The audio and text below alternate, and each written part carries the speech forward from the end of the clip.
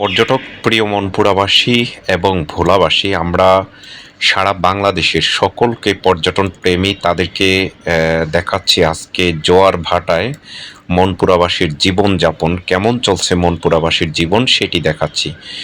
দেখতে পাচ্ছেন আমরা মনপুরার চারপাশেই এমন রিং রোড রয়েছে, সেটি দিয়ে যাচ্ছি এবং পাশে মেঘনা নদী দেখতে পাচ্ছেন। মেঘনা নদীর পানি, জোয়ার ভাটার পানি সেটি দেখা যাচ্ছে এবং রাস্তাগুলো আরসিসি ঢালাই করা এবং পাশে দেখতে পাচ্ছি ছোট ছোট ঘর রয়েছে। মানুষ এইখানে জোয়ার ভাটার সাথে সবসময় হচ্ছে জীবনযাপন করে।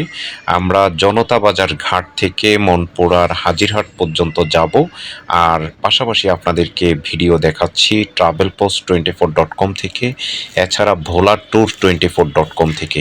আমরা ভোলা ট্যুর 24.com বলে থাকি দ্য ডিসকভারি অফ ভোলা, ভোলার আবিষ্কার। আসলে ভোলা জেলার এত সুন্দর জেলা এবং দ্বীপ উপজেলা মনপুরা এত সুন্দর দেখতে, যেগুলো আপনারা আমাদের চ্যানেলে থাকলে নিয়মিতভাবে জানতে পারবেন এবং ভোলাতে ভ্রমণ করতে গেলে নিয়মিত আপডেটগুলো আপনারা আমাদের চ্যানেল থেকে জানতে পারবেন এবং আমাদের অনলাইন থেকে জানতে পারবেন। দেখতে পাচ্ছেন কি চমৎকার রাস্তা, কিন্তু হচ্ছে এখানে হচ্ছে পাশে নদী, মেঘনা নদী, সেই খরস্রোত মেঘনা নদী আমরা সেটি দেখতে পাচ্ছি এবং এইখানে যতটি রাস্তা আমরা বলেছিলাম, এখানে হুন্ডাই হচ্ছে একমাত্র বাহন এবং যেখানে চর রয়েছে বা প্রতিটি ঘরেই, এখানে প্রায় প্রতিটি ঘরেই গরু রয়েছে, ছাগল রয়েছে এবং ভেড়া, মহিষ, বিভিন্ন কিছু। এখানের 50% মানুষ হচ্ছে জেলে, তাদের হচ্ছে মাছের সাথে যাদের হচ্ছে জীবনযাপন এবং 20% মানুষ কৃষি কাজ করে এবং 20% হচ্ছে তারা হচ্ছে ঢাকা এবং চট্টগ্রামে থাকে, আর 10% মানুষ হচ্ছে তারা হচ্ছে লেখাপড়া করে। এটি হচ্ছে এখানের জীবনযাপনের চিত্র। তো আমরা যেই রুটটি, সেই রুটটি দিয়ে হচ্ছে যাচ্ছি আর দেখাচ্ছি। এখানে একটি মেরিন ড্রাইভ তৈরি করা হচ্ছে। আপনারা দেখতে পাচ্ছেন কি চমৎকার পরিবেশ দেখা যাচ্ছে। এখন জোয়ারের সময়। আপনারা পাশে একটি ভেরিবাঁধ দেখতে পাচ্ছেন, সেই ভেরিবাঁধটি দেখাচ্ছি।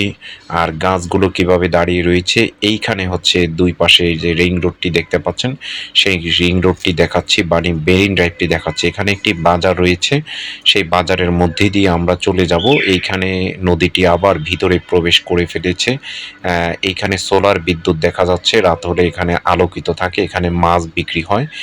এই পাশ থেকে আপনারা দেখতে পাচ্ছেন একেবারেই নদীর কাছে চলে এসেছে। এখানে ব্লক ফেলানো হয়েছে, সেই জন্য কিছুটা হচ্ছে নদী ভাঙা রোধ হয়েছে। তারপরেও এই রাস্তাটি হয়তো যে কোনো সময় ভেঙে যেতে পারে। আমরা সেই রাস্তা দিয়ে হচ্ছে যাচ্ছি, আরসিসি ঢালাই রাস্তা। এভাবেই জোয়ার এবং ভাটার সাথে মনপুরাবাসীর জীবনযাপন। মনপুরার যেই নদীর পাড়ে, সমুদ্রের পাড়ে, আসলে উপকূলবাসী মানেই হচ্ছে জোয়ার ভাটার সাথে জীবনযাপন করা এবং ঝড় জলোচ্ছ্বাস যখন হয় তখন মানুষ এখানে খুব হচ্ছে অসহায়ের মতো জীবনযাপন করে। আজকে হচ্ছে 14ই জুন 2025। আমরা ঢাকা থেকে এসেছি মনপুরাতে হচ্ছে ঘোরার জন্য। আপনাদেরকে এই ট্রাভেল ব্লগ করে দেখাচ্ছি মনপুরাবাসীর জীবনযাত্রা এবং এইখানে আমরা দেখাচ্ছি মনপুরার মানুষ কিভাবে হচ্ছে জীবনযাপন করে, যাতায়াত করে। মনপুরার চারপাশেই হচ্ছে এইভাবে ছোট রোড রয়েছে। আমরা ছোট রোডগুলো ছোট মতোই থাকবে। এটি 8 ফিট চওড়া রাস্তা।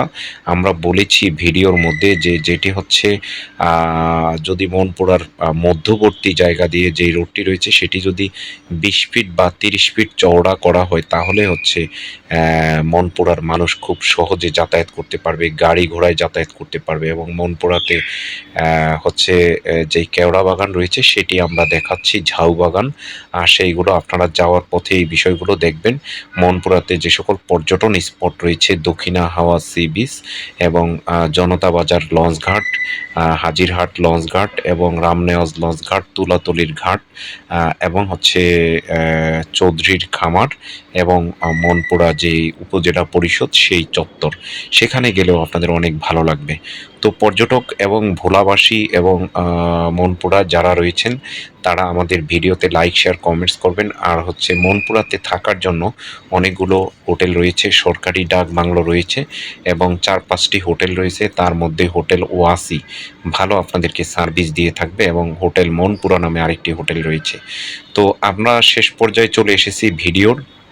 দেখতে পাচ্ছেন মনপুরার জীবনযাপন শুধু পানি আর পানি। এখানে বৈদ্যুতিক অবস্থা ভালো হলে এখানের জীবনযাত্রার মান অনেকটা পরিবর্তন হয়ে যাবে।